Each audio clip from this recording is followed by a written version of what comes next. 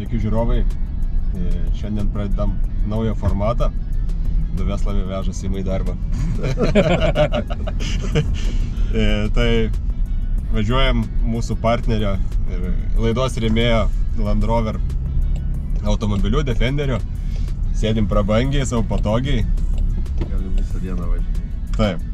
Tai šį kartą keliaujam pasižiūrėti į vieną iš Simo objektų. Ką ten veikėt? Frezuojam su jūsų frezu. Tai, Simo tai nepristačiau, tikriausiai Simą ir taip pažįstat. Su mumis yra Simonas Sinica, OAB Seiko vadovas. Seiko, kas yra Seiko? Seiko yra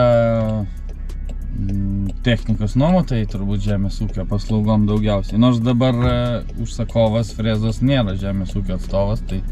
Bet jūs dabar ir paslaugų tiekėjai, ar ne tavo? Ne tik traktorių? Taip, mes iš jūsų nupirkę padargus pradėjom teikti paslaugas, to pačiu ir nuomotos pačius padargus, tai daug darom. Mes nuomojam traktorius, padargus, atliekam paslaugas ir suvedam ūkininką su ūkininku nuomos arba paslaugų klausimų. Tai čia portalas jūs tokiu principu? Taip, mes turim savo platformą, kur ūkininkai gali kažkiek daugiau pajamų susigeneruoti. O tai kas pas jūs populiariau? Ar daryti paslaugas su technikos komplektais, ar atskirai padargus nuomoti?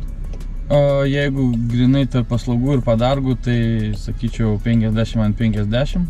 Pajamų gal kažkiek daugiau iš paslaugų, bet dienų užimtumas tai yra labai panašus. Kaip su traktoriais? O traktoriai vis dar yra mūsų pagrindinės pajamų šaltinis. Uždirbam iš jų daugiausiai ir šis sezonas tikrai geriausiai startavo lyginant su to, ką mes esam turėję. Kiek dabar traktorių iš viso turite? Dabar mes vieną pardavėm, nes po biškelį atsinaujinam parką, tai turim 25. Tai 25 traktoriai, Lietuvos mastu jau solidus technikos parkas.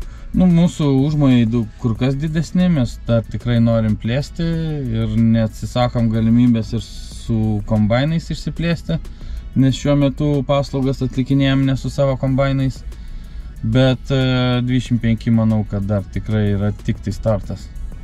Geras, tai ambicijos didelės. Kaip įsivaizduoji, ar atsirastų toks formatas kaip užsienyje, kur stovi traktoriai skirtingose regionuose ir toks kaip car sharingo principas? Esu daug apie tai mąstęs, žinau, kad Lenkijoje tas jau yra pradėta ir pakankamai sėkmingai. Mūsų traktoriai dabar yra realiai išmėtyti per visą Lietuvą, kažkiek partnerių aikštelėse, kažkiek pas ūkininkus ir panašius. Bet tokios sistemos, kad jau būtų grinai kaip car sharingas su appsu, su rakinamom aikštelėm ir panašiais dalykais, tai tas turėtų būti daug didesnių mastų negu 25 traktoriai. Tai manau, kad tas būtų realu ir gerai, nes tikrai daugėja nuomų, kur reikalinga vienai ar dviem dienom ir mažint administracinius visus reikalus, tas tikrai padėtų, bet manau, kad dar negreitai. Bet reikia dar ir sužiūrėti, kad traktorius tuos tvarkingus paliktų, vis tiek atsiranda niuansų, kai naudoja. Taip, tai ten golfą gali gatvėje palikti ir kitas paims ir toliau važiuos, nebent nufotografuos, kad bamperis. Taip, bet tai visi car sharingai turi savo sistemą ir manau padaryti panašią sistemą su traktoriais nėra sudėtinga. Aišku, administracijos tos vis tiek liktų, bet manau, kad tikrai man.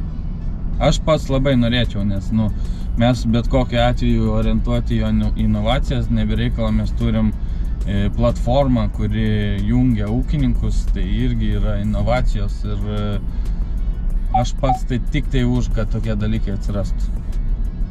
O kaip su paslaugom, grįžtant prie tų dalykų, matau, kad stebint jūsų Facebooką ir Instagramą, tai gal daugiausiai dabar akmenys renkat? Frezuojat? Dabar dvi pagrindinės paslaugos - akmenų rinkimas ir frezavimas. Frezavimas tai mažąja dalimi yra ūkininkai, daug yra klientų vystytojų, kurie stato pardavimui, daug žmonių savo sklipus tvarkosi, kad baudų negautų, ūkininkai tikrai nėra pagrindinis frezavimo klientas, o akmenys taip, pilnu tempu dirba, rinktuvas nestoja ir žemės ūkį dabar tai pagrindinė mūsų paslauga. Mačiau pas Veslavą akmenys rinką, tai per seniausiai. Ar tu nežinai apie tai? Aš žinau. Tik nemačiau, kad sąskaita būtų išrašyta. Tai kaip tas rinkimas su Kivipeka? Gerai.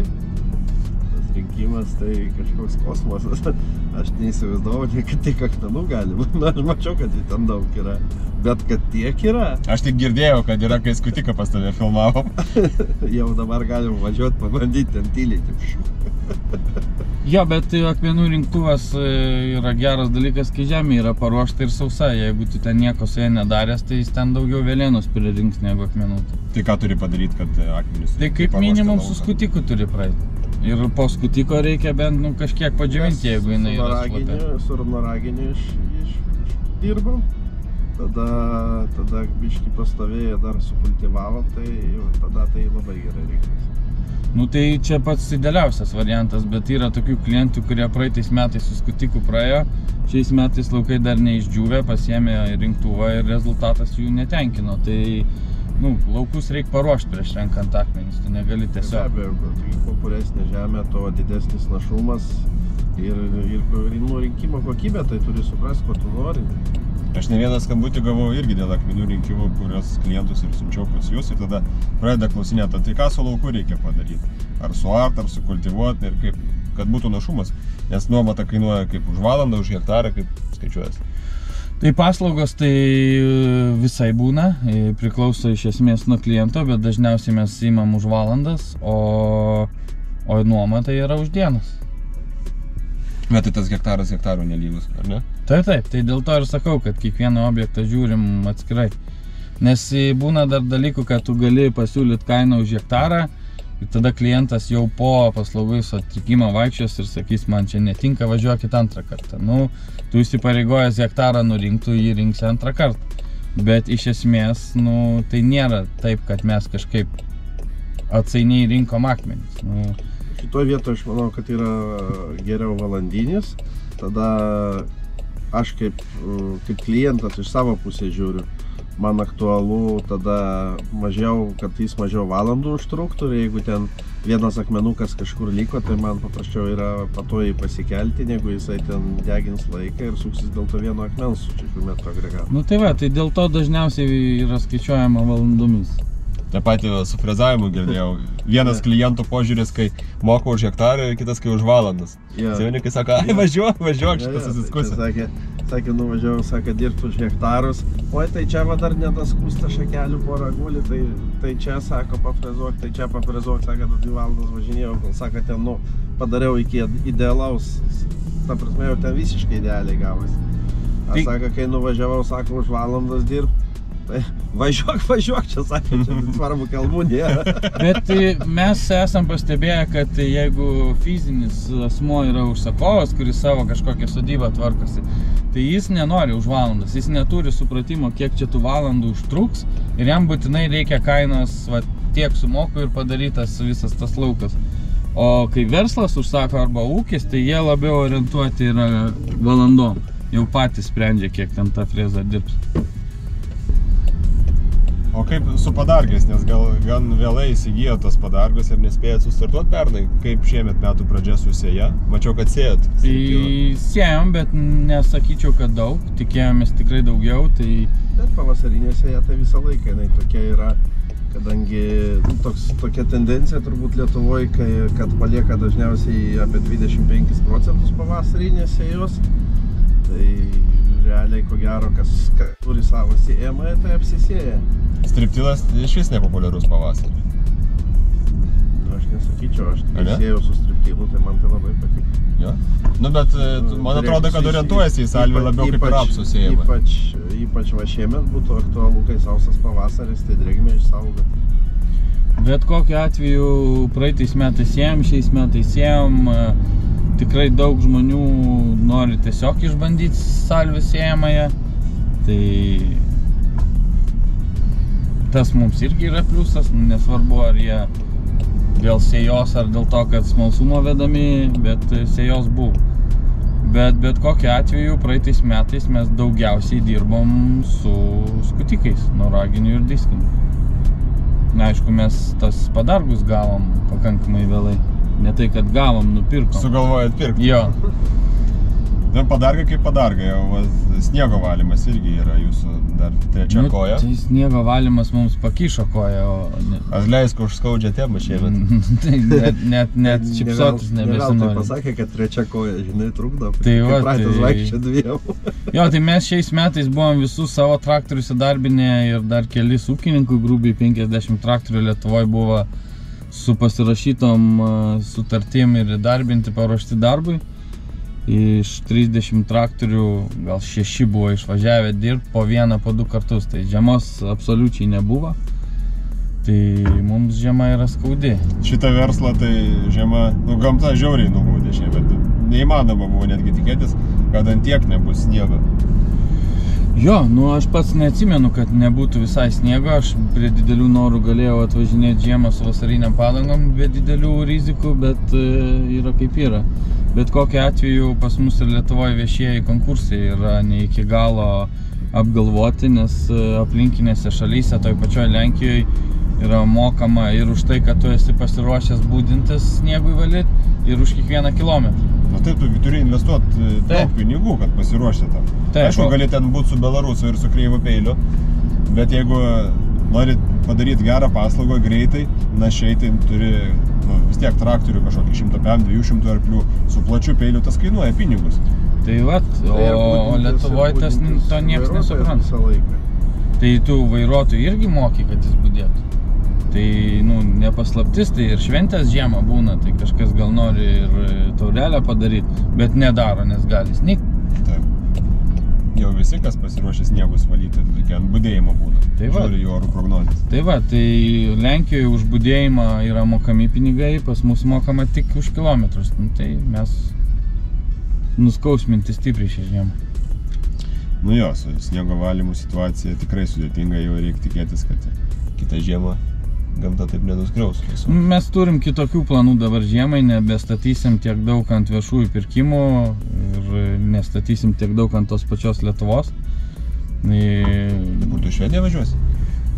Ten, kur sniego daug? Jo, ten, kur yra sniego arba ten, kur moka už budėjimą. Tai nesakau, kad mes apsimsim tos projektus, mes gal būsim daugiau kaip nuomotojai, nes mes tikrai galim konkurencingą kainą pasiūlyti.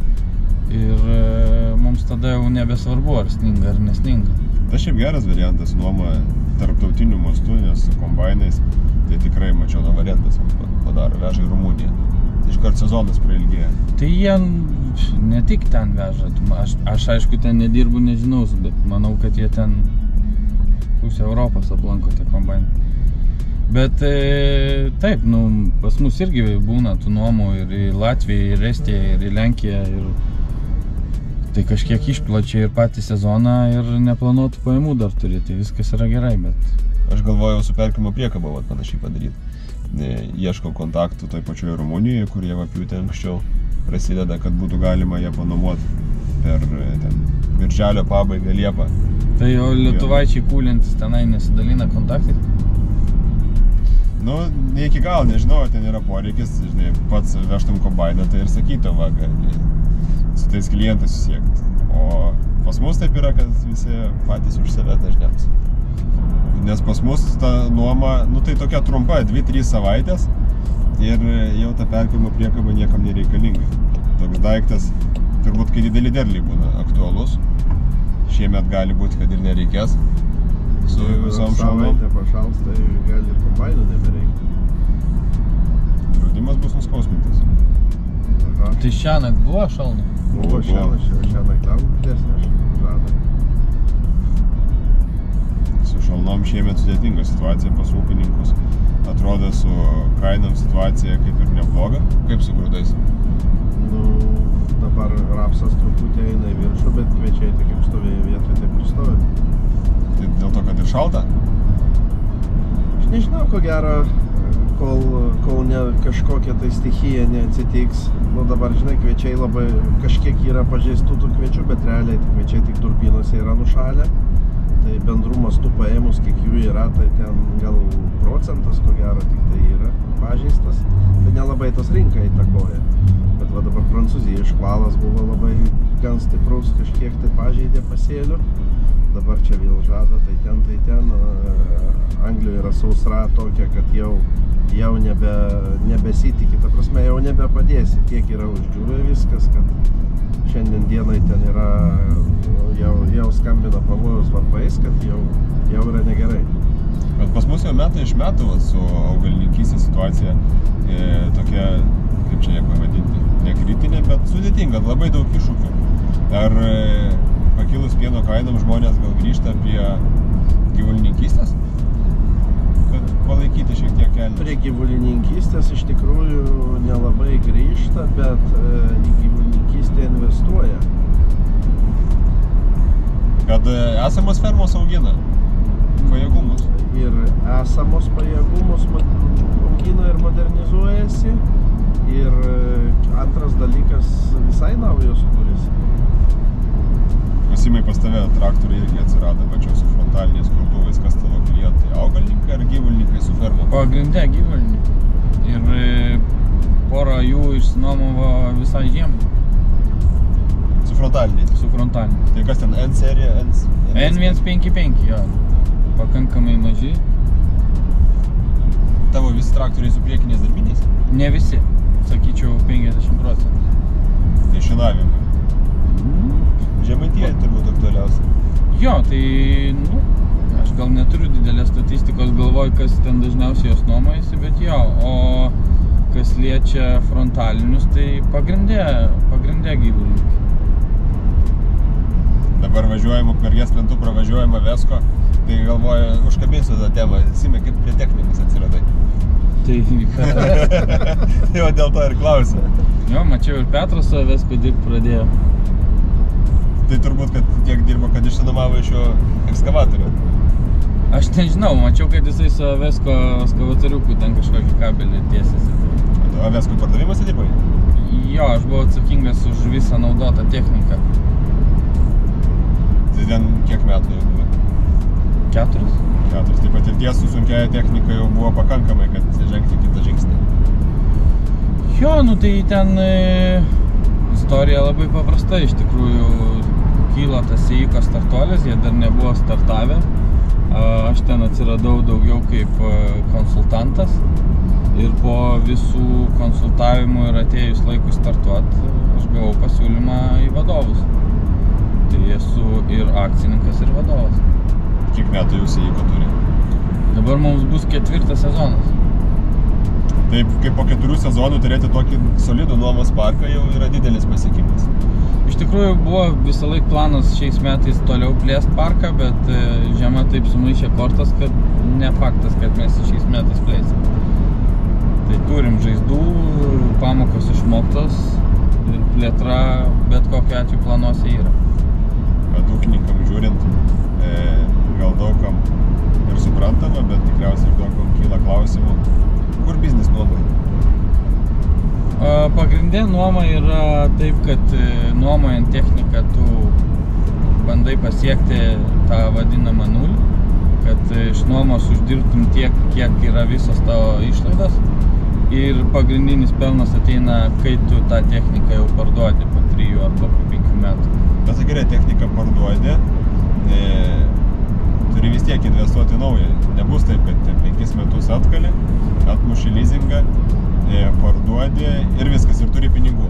Nebent gal tokie tikslai pas kažką gali. Ne, tai taip tikrai nėra, tai bet kokiu atveju mes visą techniką leasinguojamės ir mūsų pinigai tuo metu, kai perkame, einam į pradinį įnašą, tai tada tikrai vis tiek lieka didelis torto gabalas apyvartiniams pelnui.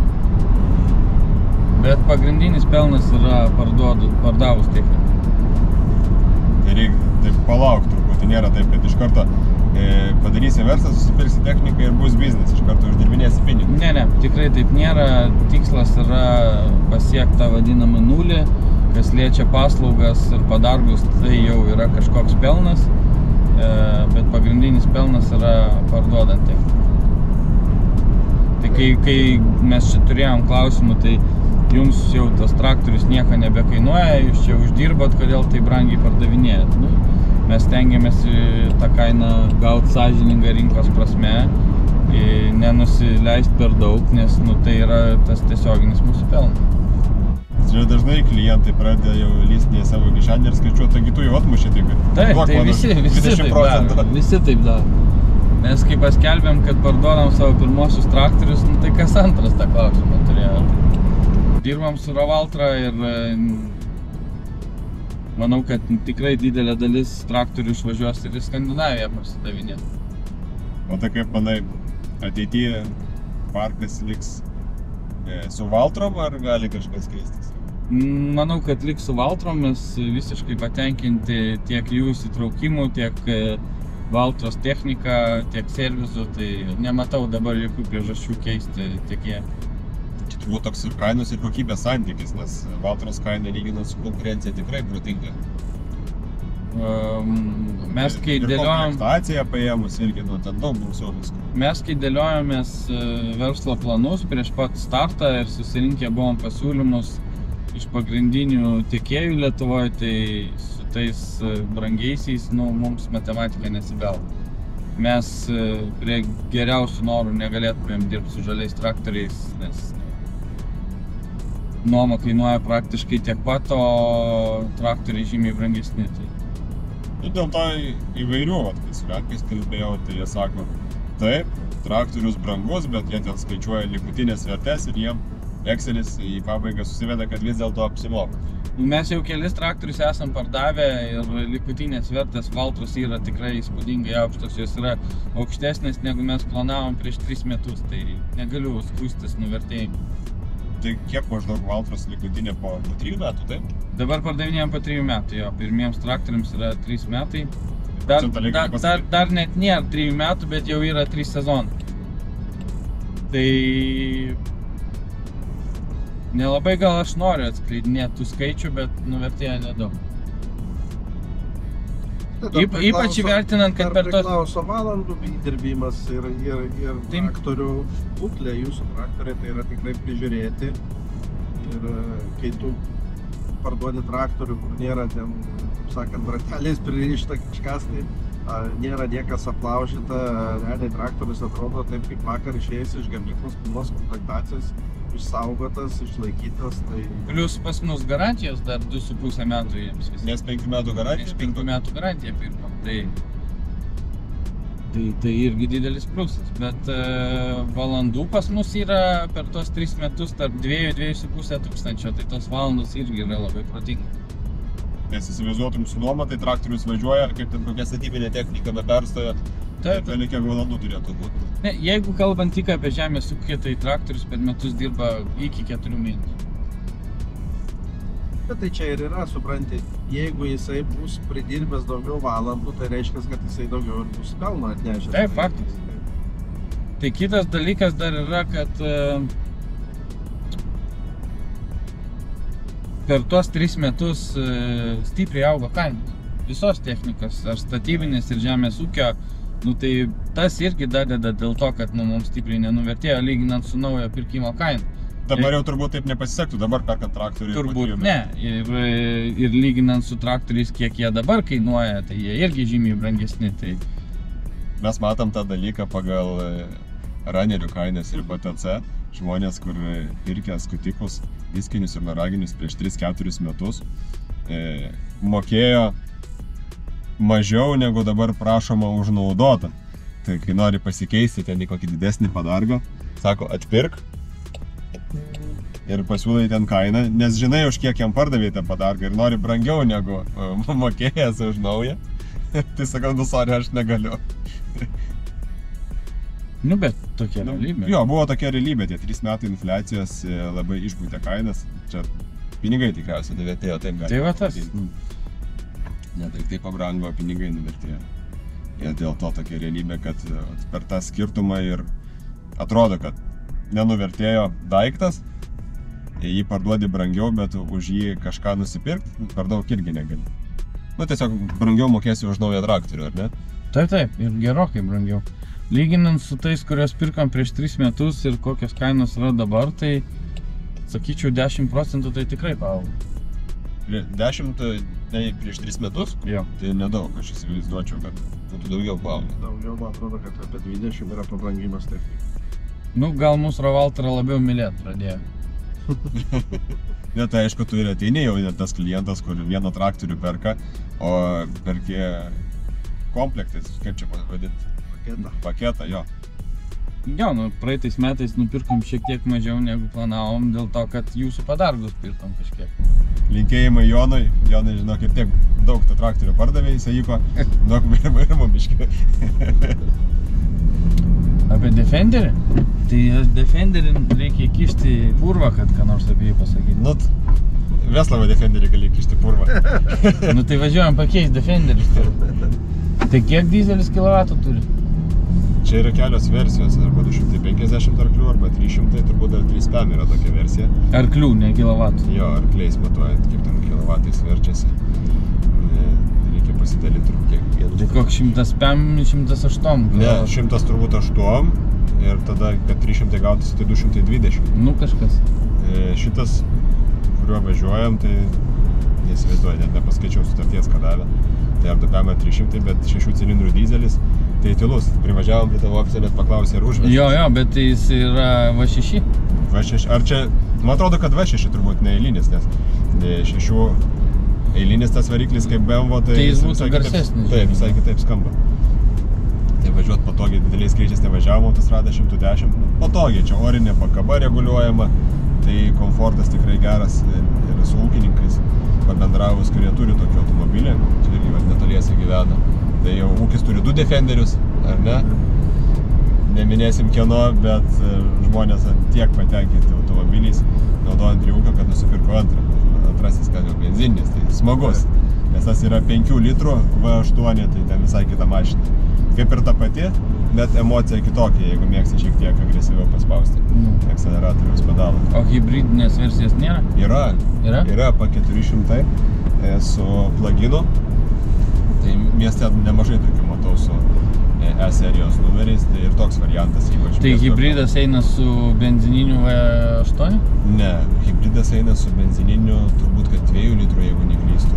Tai galingiausias, bet kokiu atveju lieka V8. V8, be abejo, salone šiandien matėm Octa versiją su varikliu pasiskolinti iš BMW M5 625 arklio galios, specialus Olinso, man atrodo, amortizatoriai, kur jau ten gali per tramplinų šokinėt, kaip sako žurnalistai, unbreakable. Nu, turbūt viskas breakable, bet turi... Breakable, tikrai. Gali daug kas sau leisti automobiliu, pati brangiausia limituota Defenderio versija. Tai dėja, bet neturėsim galimybės turbūt niekada tokį išbandyti, lieka tik tai nusipirkti, nes nieks neduos. Bet tolimose svajonėse. Ne taip į tolį, sakėgi, kai 7 prasidės mūsų apyvarta. Pardavimų vadovas, sakė, nuo Defenderio. Čia turbūt turėtų būti 70. Jo, tikėkime. Bet tai motivacija žmogui gera. Taip, stengiasi. Kokiais keliais tai irgi fainai pavažiuoti automobiliu. Garso izoliacija gera. Ir jis mažai linguoja posūkis. Turbūt orinė pakaba jam duoda tą tokią šiek tiek sportiškumą ir kietumą. Ratai didelį stovi, turbūt 22 colių. Tai irgi per daug dėl padangų nesubuoja ir pakaba palaiko. Važiuojam tikrai patogiai. Dinamikos, šitos dinamikos, čia nesportinė mašina, kad per daug spąstum, bet su šito varikliu iki 100 per 6-7 sekundės tikriausiai įsibėgi. O, neblogai. O visą automobilio apžvalgą, jeigu norėsit pasižiūrėti ir šiek tiek off-roado, tai paspauskit nuorodą ekrane ir persijungsikite į kitą. Oi, atsiprašau. Persijungsikite. Negaliu iš to. Persijungsite į kitą filmuką, kur jau detaliau pasakome apie Defenderį. O dabar tęsia mūsų kelionė link objekto, kur Seiko traktorius su kelmų freza tvarko sklypą, tai šiek tiek gal pavyks ir kroną pasikelti viską. O tik kalbant apie frezas, mums pasiteisino maksimaliai, bet klausimas yra dėl giluminės frezos. Pas jūs yra giluminių frezų? Yra toks variantas, 2 variantai. Yra pusiau giluminė ir yra grynai giluminė. Ir skirtumai, kiek jie į žemę lenda, vien tiek ta? Pusiau giluminė yra TMC Cancelo MPS modelis. Tas modelis yra 2 greičių. Tai gali dirbti tiek 540, tiek 1000 apsukų. Tai aišku, kad su 5 cam giluminis dirbimas pagal gamintoją iki 15 cm, faktiškai turbūt iki 20, ar ne, Tesla? Taip, priklausomai nuo grunto, jeigu bus sausa molį droši, tai greičiausiai, kad daugiau nesukyši, bet jeigu važiuosi į durbyną, tai tikrai 20 droši. Yra... O giluminė? Sumelavau, dabar yra dar daug didesni modeliai, yra MPK modelis, kuris skirtas darbo iki 30 cm. Pas kolegas Lenkijoje labai pasiteisino. Ir naujasis MFX modelis, grinai rotovatorius, mažų apsugų, jau nediržai šone, o stovi reduktorius. Ir tas modelis gali smulkinti, kaip malti gruntą ir kelmus, visą kas pasitaiko giliau iki 50 cm. Labai masyvus daiktas. Į kiek čia arklių reikia? Kai buvom Ispanijoje, tai 20. ant Fenda 942 buvo pakabintas, tai ten galios tikrai pakako. Nes Ispanijoje visa ta miškininkystė, Galicijos regione, tai šiaurės vakarai, pastatyta ant eukaliptų ūkininkų. Ten visur eukaliptai. Ten tiesiog kaip ūkininkai 15 metų ciklas. Taip. Ir eina ratu. Tai iškerta eukaliptus, viskas sumola. Ne visai taip, jie iškerta eukaliptus, tada su paviršinė nufrezuoja kelmus lygiai su žeme, palikdami šaknyną, nes ten žemė pas juos yra labai derlinga ir jinai tokia yra, per ją važiuoti nelabai gali, jeigu sumalta. Tai palieka tą šaknyną, tada tam regione yra ten kosminio dydžio spirito varikla. Buvom šalia. Ir ten realiai tas kvapas spirito variklos yra už kokį 20 km jaučiamas. Ir jie iš to spirito variklos veža tos žliauktus, atlieką vadinamą. Po kiek ten sakė, po 60, po 80 tonų į hektarą supila ir tada jau su ta giluminė 50 comų suvaro viską, sumaišo ir vėl sodina eukaliptus. Vėl 15 metų, vėl iškerta, toks ūkininkavimo ratas. Jeigu pasižiūrėsit mūsų filmą iš Kancelos gamyklos, tai ten yra apie tai medžiaga, kur frezuojam su MFX filmo pabaigoje. Tai kvapą nepajausit, bet pamatysit, per kokį ten purvyną klampėm. O tai ta pusiau giluminė, kur iki 20 cm lenda, ten 300 arklių užtenka? 200 net užtenka. Ir jos privalumas yra tas, kad su ją gali dirbti ir paviršinė. Ir paviršinė, va, gali smulkinti kaip su... O jinai turi volą? Turi. Tai gali ir į giliai su volu, arba pasikelti volą ir dirbti kaip su paviršinė freza. Universalus daiktas. Jo, šią progą kviečiam Simą aplankyti mūsų būstinę ir parodysim tau gyvai. Nes mes iš tikrųjų svarstom, kad reikia jų daugiau, nes sezoniškumo tokio nėra. O kažkada sakei, nežinau, ar galiu sakyti, bet sakai, freza čia toks daiktas, kur testosteroną užkelia. Pasivyti vyru, žinai, gali kažką naikinti, pasikabini ir važiuoji per krūvus. Yra, žinokit, ir ne vienam klientui esam davę patiem pabandyti, visi patenkinti kaip vaikais meledį. Aš atsimenu, kai paleidimą dariau, kai Simas savo šitą vedį paims, paėjai. Taip. Tai tu man dar garantavai, kad nesulaužysi frezos. Tai tik dėl to ir ėmėm. Ir žmonės iš tikrųjų tos frezos galimybių gal net nesuvokė, neįsivaizduoja, kiek su ją galima padaryti. Dabar vieną nuomą turėjom, atvejį, kur žmonės paėmė, pasikabino prie keiso pumas 200 kemarklių ir 2 dienas pafrezavo, užkaitina vienas atkabą, tai saugiklis išsprogo. Žinai, kaip buvo. Ir traktorininkas sako, ne, mes daugiau nenaudosim, pasiimkit, 2 dienas pafrezavom ir užtenka, mes bijome sulaužyti. Sakau, ten nėra ką sulaužyti. Jo, bet iš tikrųjų aš jam pritariu, nes tai vis tiek atrodo pakankamai sudėtingas padargas. Tikrai yra daug paprastesnių, kurie lūžta daug daugiau ir aš tikrai buvau įsivertinęs planuose, kad ten bus investicijų. Kaip minimum tie dantis ar nagai, kaip jūs vadinat, nulūž. Bet jau beveik metai, kaip mes ją naudojom ir nebuvo remontų. Tai tik dylančios dalis, tik tai dantis. Nors kaip anakart Valdemaras minėjo, sakė, tai dantis duokit, sakė operatoriai, bet pasakykit, kad saugotų. Tai aš ilgiausiai, sakau, dar jau likau, sakau, mes ne tą kontorą, kur sudominti, kad jis nepirktų dantų. Bet ir tų dantų nebuvo daug iš tikrųjų. Ne, tai ten proto ribose, tai tokie juokai gal. Ne, mūsų operatorius tai darbštus ir atsakingas, tai technika savo. Dažniausiai, jeigu lūžta, tai lūžta išnuomotas daiktas. Nes žmonės nežino, kaip jį naudoti. atsimeni, kaip buvo su pirmu salvėm atveju. Tai. Tai ir su akmenų rinktuvu tas pats va, klimpo atgal biškį padavė ir aplaužė. Tai mūsų operatorius tokios klaidos nepadarytų. Vis tiek reikalingas šioks toks apmokymas. Su traktoriu, nu, tai ten išsiaiškins, kaip važiuoti pirmyn atgal, o su padargu jau turbūt reikia apmokymų, jeigu duoti. Su viskuo reikia apmokymų, ir su padargu, ir su traktoriu, kitaip nebus. Netgi jeigu tą patį traktorių išsinuomavo Valtra, o turi Keisą, ar ten New Holland, ar dar kažką, ten kitaip. Kitaip. Tu moki vairuoti traktorių, bet tu nežinai, kur mygtukas padėtas. Pritariu, į Valtrą į naują atsisėdus, tai reikia truputį pasidėti, nes viskas ekrane.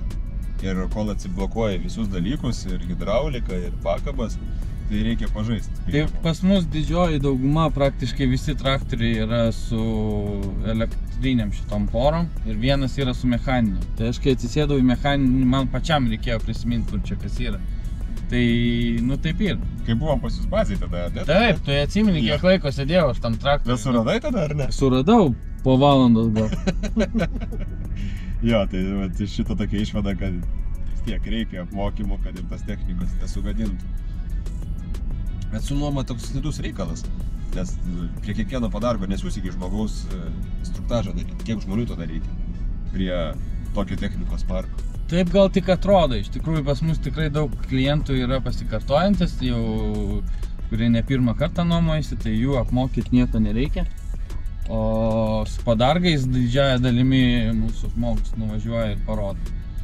Tai jeigu reikia, jis ten ir pusę dienos prabūna. Aišku, mums tai nuostolis, bet tai čia toks sąlyginis nuostolis. Gal geriau pusę dienos apmoko, negu po to reikia tvarkyti kažką. Tai fakt. Žinai, tada gaunasi klientas nepatenkintas, nes negauna to, ko patikėjus. Jo, bet mūsų žmogus nėra dedikuotas tik tais šitiems apmokymams. Jisai kažkokį techninį aptarnavimą būna daro, jisai būna dirba laukuose. Nu, tai tas yra įmanoma tik tai, kai mes neturim kitų kažkokių užsakymų. Bet didžiąją dalimi kažkas vis tiek bent minimalius apmokymus visada padaro. Na tai kaip, Simai, ar patenkino freza lūkesčius? 100%. Aš jau mašinai sakiau, kad mums jų reikia daugiau nusipirkti. Man kai būna bloga nuotaika, puola depresija, ten oras blogas, pats sėdu, važiuoju, pakelia nuotaiką. Nu. Kažką tai sunaikinti. Sunaikinti, sudoroti. Bet, sakai, reikia daugiau, dar reikia operatorių rasti. Operatorių yra. Nes šitas, tai va, ką tik kaip ir kalbėjom, nebuvau girdėjęs, kad kada sankabų kamščiai būtų iššovę pas jūs. Ko kai nuomojam, tai pavyzdžiui, praktiškai kiekvienoj nuomoj pas jūs. Visą laiką duodam kibirą tepalo kartu, duodam kamščiai, beveik visą laiką būna iššaudę. Tai nei vieno padargo nėra kažkaip sugadinęs, bet jis turi draugų, kurie irgi nori dirbti ir tokie patys darbštus bent jau taip sakant. Tai operatorių kaip ir netrūksta, frezų reikia nusipirkti. Nu tai su frezų pirkimu mes kaip jau padėsim gal jums kaip. Padėsit? Padėsim. O su nuolaidom padėsit? Nu, o ką jau darysi? Pastatei prieš faktą. Viskas nufilmuota. Viskas nufilmuota. Nu tai va čia ir yra ta, kaip sakant, viena pusė yra ta, kai sako, oi, aš noriu į gilį, bet ne viena giluminė freza nepadarys likutinio varianto tokios frakcijos, nes paviršinė freza turi didelės apsukas, turi daug priešpeilių ir jinai viską, ką pasiema, per kamerą išmeta ir susmulkina. Kai yra giluminė, tai yra lietos apsukos ir sudrasko gabalais viską. Tai visą laiką po giluminės turi visai kitokį vaizdą, tą tokį vadinamą savartyną. Nu čia klientas dar norės ir su jūsų lėkštėm praeit, tai aplamai bus gražu ir lygu. Nu, tai čia jau pilnas komplektas. Čia savo ramybės oazę ruošia. Tai čia va, iki miško viskas jo. Nu, čia super vietelė. Jo, ir čia viskas bus ir sufrezuota va, iki miško. Bus labai gražu, kai viskas susifrezuos, tai čia bus pasaka. Sąlyginai ir išsilygina gerai, va, žiūrėk, vėžės buvo, vėžių beveik nėra. Čia yra TFX paviršinė freza. Galima sakyti jau, kaip ten sako, pilnos komplektacijos su plaukiojančiu reduktorium, su hidrosankabom, su hidrauliniu rėmeliu krūmam verst. O kaip Simas sakė, kaip te medį galima nuverst? Galima, viską galima. Tai puikiai rėmelis su to susitvarko, nukreipia visą masę į frezą. Nėra jokios baimės, kad užvirs ant traktoriaus. Čia yra plačios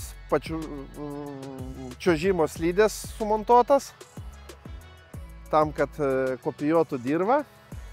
Aišku, gal šiek tiek yra minusas, kad su siaurom galbūt biški giliau eitų, bet nebūtų tokio sklandaus darbo. Kaip matom, tikrai geras darbo tempas yra, nes per daug neįsigilina, o paviršinės frezos iš tikrųjų ir yra tikslas, kad nesulysti daug į žemę, o paviršių padaryti kokybiškai. Mes čia dabar filmuojam, kur jau yra padaryta, bet buvo va taip.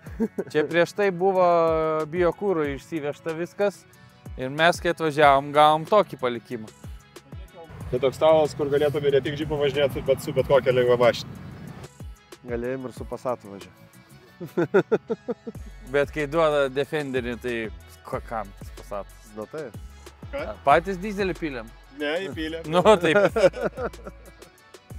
Galima perpilti traktorių, ar ne? Bet tai neža...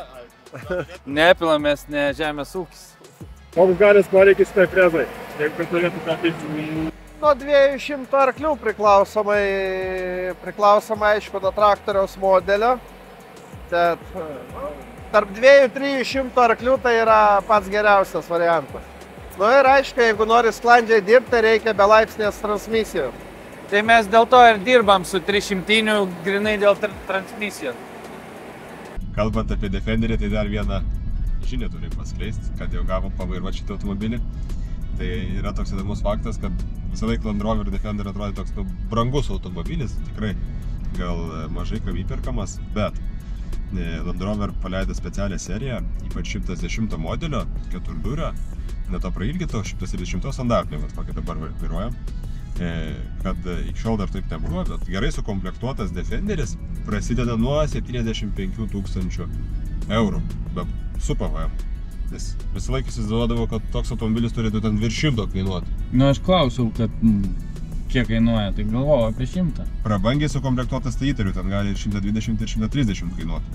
Bet tokios jau normalios komplektacijos, ten su visais reikalingais atributais, kaip turėtų atrodyti toks automobilis nuo 75 000. Tai tikrai vertas dėmesio pasiūlymas, galiojantis iki birželio 30 dienos. Pabuvom objekte, kol buvom, tai atsirado iškart poreikis papildomom paslaugom. Sklypas sufrezuotas, klientas skambina, sako, reikia ir lėkščiavimo. Ne, iš tikrųjų ne tai buvo, tai pats operatorius bendravo su klientu ir kalbėjo apie rezultatą, pasiūlė po frezavimo lėkščiavimą, kad prasilyginti visą tą teritoriją. Klientas su žemės ūkiu, žemės dirbimo jokios patirties neturi. Jam tas patarimas patiko ir užsakė dar ir lėkščiavimo paslaugą. Tai operatorius atidirba ne tik už vairą, o ir vadybinį darbą.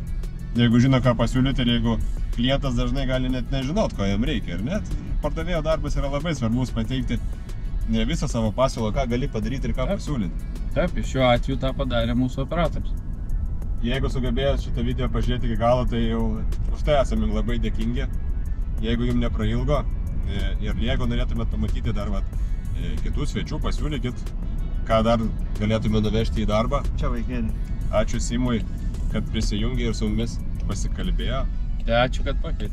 Įvairiom aktualiom temom, o jūs spauskit laikus, kaip sakė Artūras, like, share and subscribe. Dar neturim pavadinimo laidai, bet tikriausiai sugalvosim, jeigu sugalvojate ir jūs, tai pasiūlykit komentaruose. Ačiū už jūsų dėmesį ir iki kitų kartų. Čiau.